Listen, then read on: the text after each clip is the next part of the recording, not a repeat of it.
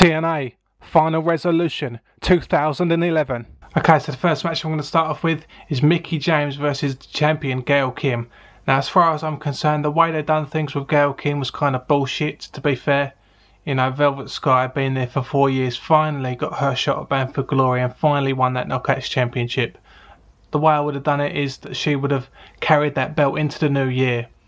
You know, she may be injured, I don't know. But as far as I'm concerned, you know, it doesn't really make any difference if she's injured or not.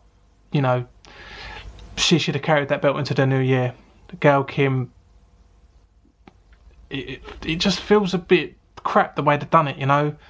The fact that she's come in and squashed Tara in her first night back. She squashed Velvet Sky for the title, basically, you know.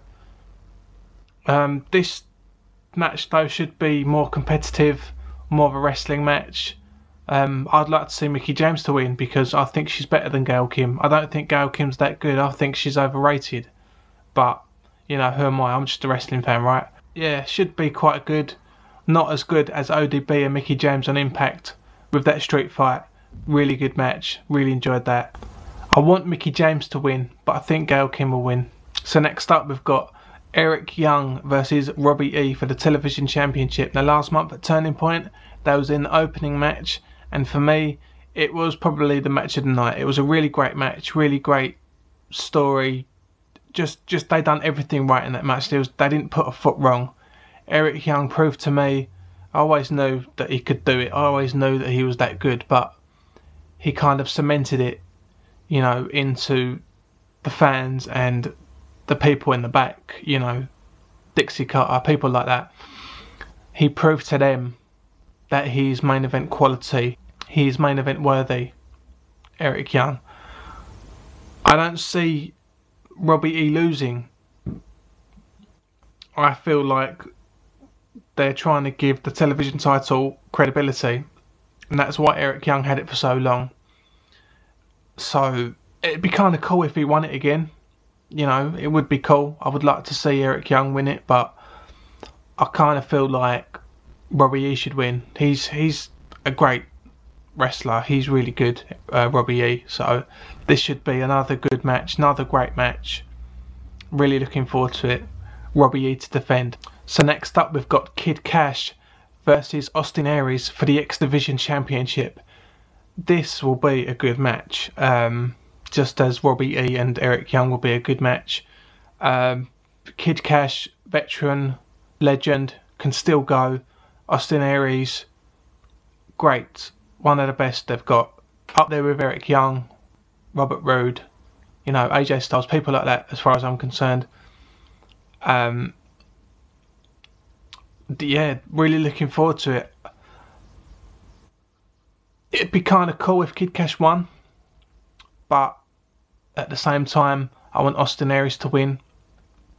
I'd love to see Aries go into the new year with that championship. You know, really give it that extra credibility. I mean, Brian Kendrick and Abyss done a really great job giving that belt a bit of credibility. You know, it's been around as long as TNA's been around, so it's like their title, basically. This match could go either way, but I feel like Aries will defend his title. Okay, so next up we've got the Tag Team Championships with the champions Matt Morgan and Crimson versus Devon and the Pope. Now, I like the pairing of Matt Morgan and Crimson. It kind of reminds me of the Skyscrapers, Undertaker and Kane, Legion of Doom, you know, two big guys that are probably better off suited as a tag team as opposed to singles competition.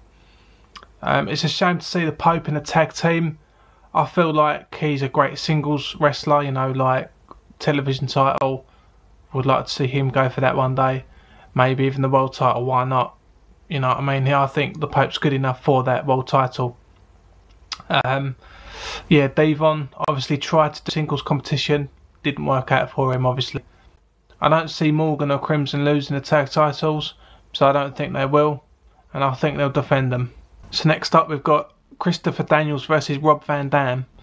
Now, last month these two had a fairly decent match. It was okay. It wasn't great and it wasn't crap. It was just like average. It wasn't the greatest and it wasn't the worst. Last month RVD beat Daniels, and as I said in my last prediction video, I wanted Daniels to beat RVD, so that's what I'm going for this month. I think Daniels will beat